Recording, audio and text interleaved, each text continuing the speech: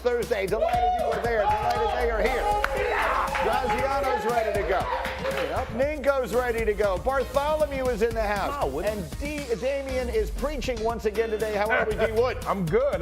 What's going on? Now we are ready to roll, and we have got ourselves the game of the year on tap. Two iconic franchises squaring off Sunday night. It's the 9th all-time playoff meeting between the Cowboys and the 49ers that is tied for the most common playoff matchup ever.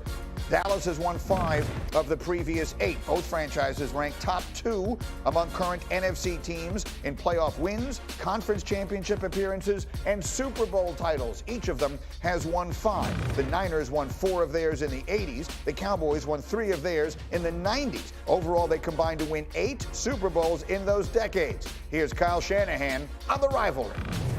So it was the biggest rivalry in football to me growing up. And then usually that goes away when you don't meet in the playoffs a bunch. And we had a big game last year. We got a big game this year. So the more you do that, the bigger it gets again.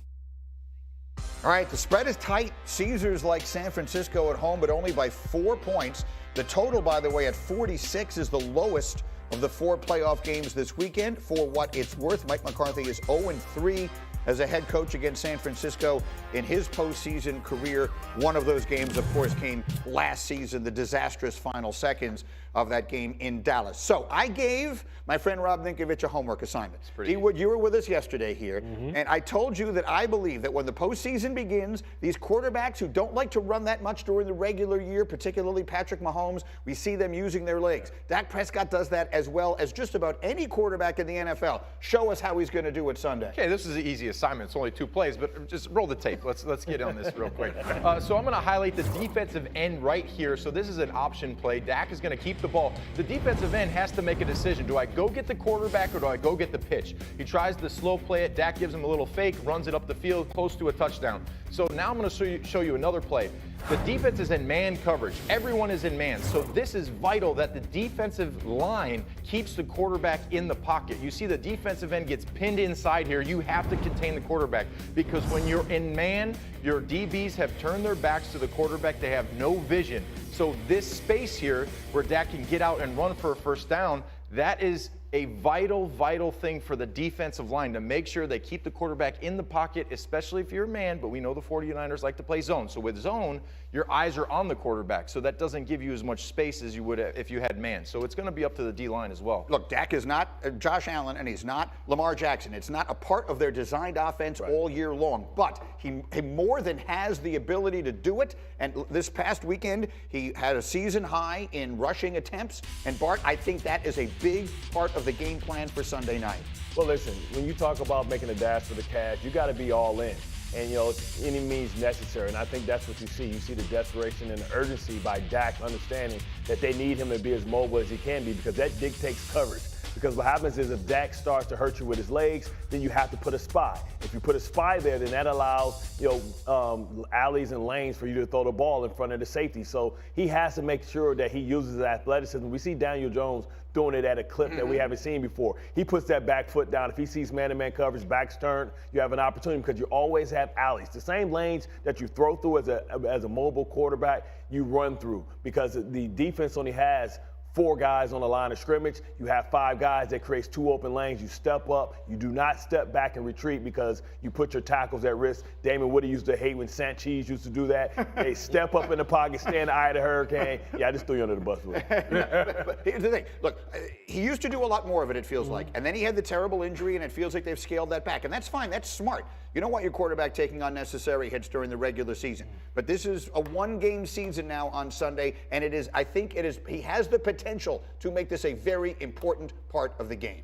Well, I mean, listen, we've been talking about this aspect of Dak's game for I don't know how long. Like, when is Dak going to use his legs, right?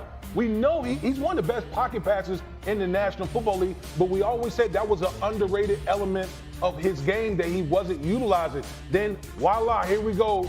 First playoff game, we see Dak doing speed option, scramble, naked bootleg. Like, that's what it's going to take against San Francisco, because guess what? It's going to be very hard to actually run the football. They're going to need their quarterback to make plays with his legs. That's the thing. The San Francisco defense, correct me if I'm wrong, it gets stronger the further you go toward the line of scrimmage, right? If they're vulnerable, it's in the secondary. Yes. And they do play a lot of zone. And Dak's numbers, I was looking at Dak's numbers against zone this year, pretty spectacular. So if they can keep the pass rush off of him in any way and open things, I think that's a lot. They're going to want to show the Niners something the Niners haven't seen from them. And yes, they saw it if they watched the Monday night game, as they surely did. They saw him running. But I think that's an element to the game that they have been kind of holding back all year and waiting for the right time. To Danny's point, and Rob Ninkovich, you were a pass rusher. If we wake up on Monday morning and we say the best player on the field Sunday was Nick Bosa, the Cowboys have no chance. They have to find a way to make sure that he doesn't ruin this game. Yes, of course. And anytime, Damien, you know this, when you're going against a great pass rusher, you have to game plan accordingly based on what the defense likes to do. What do they like to do? They have a great front. They have a front that can get after the quarterback. So you have to just make sure, especially if you're in zone, that your front has to get home. You don't have time to let your secondary read the quarterback, because in zone coverage, really, basically, it's timing and windows. So offensively, you're trying to make sure your receivers are in the right spots and in the right time, and you get the ball out of your hand. Damien Woody has borrowed my pen, and he has made a note. What does our note say? Let's see what that is. Bosa. When you get, I guarantee you, when the Dallas Cowboys got in their meeting, offensive meeting, Bosa. Boy, that's the guy. Like we opening That's boxes. the guy. Bosa. Eliminate. You got to eliminate him. You got to eliminate.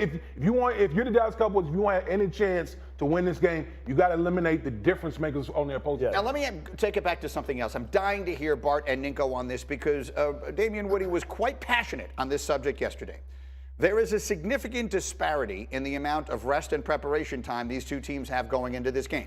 The Niners go from a Saturday to a Sunday night, they have an extra day. The Cowboys go from a Monday night to a Sunday, they have one fewer day than normal, plus they travel both times. Both those games are road games for the Cowboys. That feels like a big deal to me.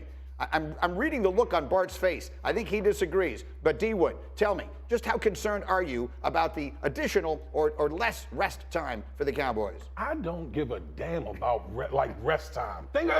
We are in the biggest weekend in football, the divisional round. If you want rest, you wait until the postseason when you can get on the beach. Like that, right now, everything is about the ring. It's about the championship. You can't be concerned. You can't make excuses or be concerned. Oh, the San Francisco 49ers got an extra day or whatever it is. Nobody cares.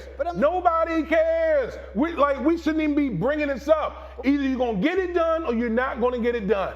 Period. But the question is not, are the Cowboys planning to use this as an excuse? The question is, are they going to feel different than the 49ers do as a result of two fewer days? No?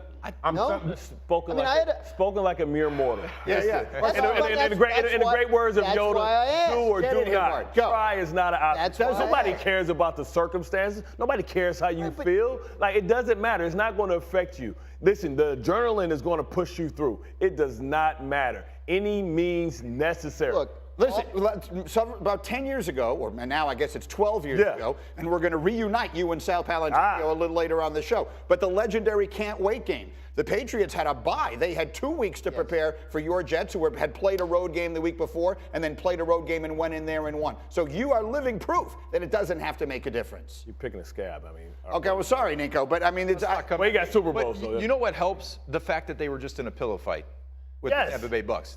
They had 68 dropbacks. They had 12 runs. They played 7-on-7. That's it. So you're basically just running around. There is nothing physical about the game that they just played. Now, if on the flip side of that, if they played a heavy run team that's running direct runs at you and you're having to, strap up and make some big hits, then you're beat up, you're sore. So I think after the Tampa game, they're completely. But the 49ers are a physical team. Does that start to matter? Third, fourth quarter, the Cowboys, sure, all that. I'm dying for you all to be right. Don't get me wrong. I'm not trying to fight back here. You know where my allegiance lies in all of this. But it does feel like it has to be some. Graziano and I, and again, we didn't play, so we fully defer to you guys. It feels like it has to make some difference. I mean, I covered a Sunday night game, and they gave me a Saturday game this week, so I got a short week myself. I'm not eager to get on a plane tomorrow. I could use one more day. That's all I'm saying. But you guys obviously know a lot better. Hold on. First of all, Green. We as players, we are maniacs. Okay, say somebody's gonna outphysically. Right, we're maniacs. To sit here and say, oh, because this team has more rest, that they're gonna basically kick your behind. Really? it's Like, not- like you think any player is gonna respond to something like that? Question Like, is, come like, on. the margins are so small. Could it make enough of a difference to sway a close game? That's the question. Listen, Mike McCarthy better nip that in the bud immediately. It doesn't matter. You got a chance for glory. You got a chance to be immortal. These two guys have Super Bowl rings. They're immortal. When they're gone, they'll still be remembered. That's what you're fighting for. I don't care how you feel, how tired you are. Man, go complain to somebody else, man. You got the best opportunity in the world. Do you want to play it real quick? Cindy, do you have the Mike McCarthy there? I jumped right through it, but we could play it if you guys want to hear how McCarthy handled it. This was what Mike McCarthy said in response to this exactly the other day. I think it's going to serve us well. We'll have less sleep and we'll be